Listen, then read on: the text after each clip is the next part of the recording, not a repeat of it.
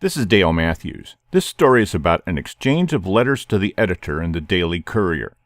Paul Walter wrote the first letter on November 1st, 2013, followed by Keith Heck on November 10th.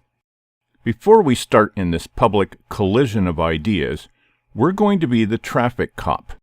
For example, if the writer makes a point, however controversial, that we know is true, that's a green light. Exaggerations or unprovable claims earn a yellow light for caution. Statements which have been proven to be false get a red light. Added to this category are sweet, sudden pronouncements of love for puppies or kittens. Oh, but it has nothing to do with this subject. Paul Walter writes, Josephine County Commissioners Keith Heck and Cherryl Walker both support a code enforcement police state, warrantless searches of homes and businesses, huge fines, jail time, confiscation of property for minor offenses, not to mention Walker's own appointed kangaroo court. It's all unconstitutional, yet they both took an oath to uphold the Constitution. The worst part of all, Heck was supported by our local pastors. I was told that pastors were arm-twisting people to get them to vote against their conscience for Heck when there were better and more principled candidates to choose from. But no, they wanted Heck because he is Mr. Gospel Rescue Mission. Heck admitted at a candidate forum that at one time he was a registered socialist in Orange County, California. I've been saying for years that local church leaders are spiritually blind. The local church leadership, for the most part, with few exceptions, is long on words and short-sighted on substance. Supporting a one-time socialist like Heck proves my point. Now I'm going to make another prediction. Coming in the near future is a one-world religion, which will lead to a transponder, microchip, injected under your skin on the right hand. We won't be able to buy or sell without it. Will the pastors support the mark of the beast? You bet they will, unless of course they wake up. I pray they do, but I'm not going to count on it, seeing their record. Paul Walter, Grants Pass. Keith Heck responds, I do not subscribe to the dangerous philosophy of those who keep repeating untruths and half-truths. They must be confronted. Make the lie big, make it simple, keep saying it, and eventually they will believe it. Adolf Hitler.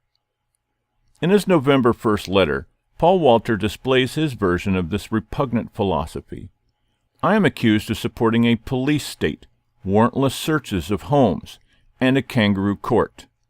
I assume he is referencing my support for the county ordinances appearing for vote.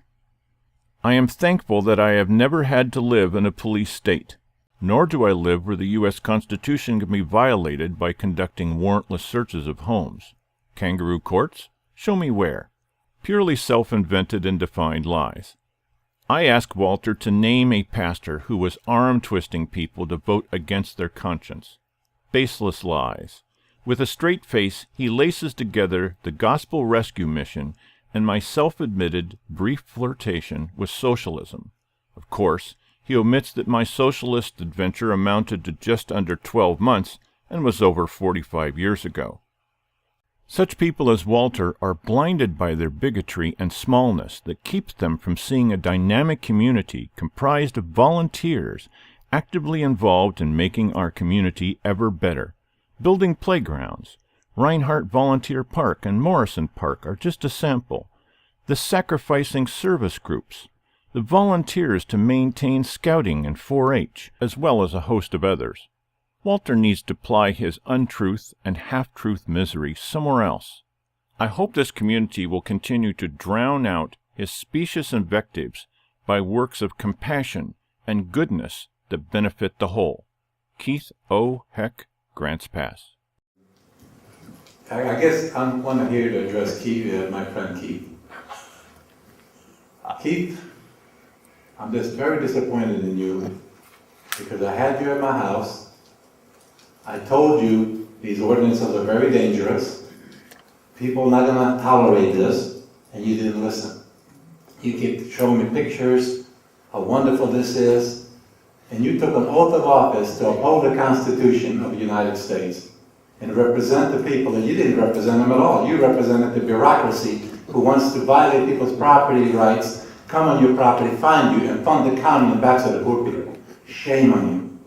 So when I wrote a letter to the editor, that you said at a public meeting that you were a registered socialist in Orange County, California, and you also said that you attended a John Birch Society meeting and they threw you out. The thing is, Mr. Heck, you're still a socialist. You just don't know it. You're just a nice socialist, because you're not a bad guy. You're just you're blind. You absolutely can't see that these ordinances were dangerous because you didn't read the fine print. That's why you lost. Mr. Heck saw how dangerous this was and backed off of it. And even gave you an opportunity to vote no on this, so let's drop the whole thing and save the public a lot of money and save the county the election. And you wouldn't listen. You went along with Cherryl Water. That's why you got a problem. And shame on you for lying to me and trying to link me with Adolf Hitler in your letter to the editor. Just for clarification, this is Mr. Hare. That's what you're going to clarify? Ooh. Everybody having fun yet?